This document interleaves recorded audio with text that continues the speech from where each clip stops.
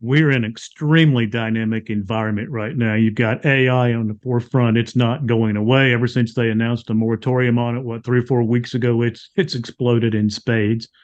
We're competing on a global scale still. So whether China's one thing, India's another, Eastern Europeans, all of those things are coming into play. And then if we look at the way the markets have played out here, we went from so many people, the quiet, the great resignation or the quiet firing or whatever you want to call it. Everybody's just kind of twisted and turned in so many different directions.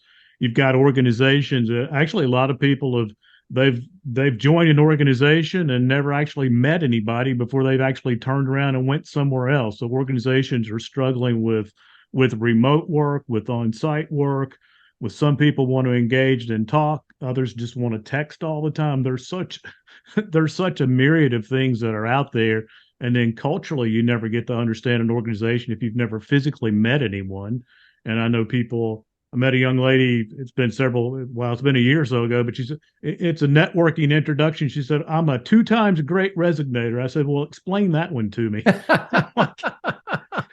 Either you're not too good at the interviewing process or people don't know how to hire you. And I think it's a combination of both. So you got organizations that are just doing the best they can to hire people.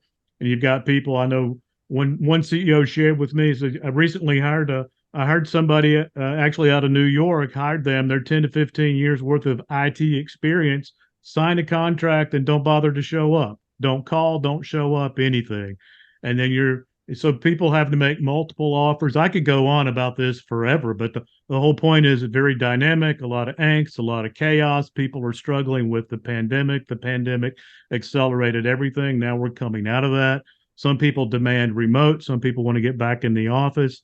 It's anybody's guess. And we watched actually, I was in HR for a couple of years. We were in the process of writing a policy to demand everybody be in the office for communication and plugging into the grapevine.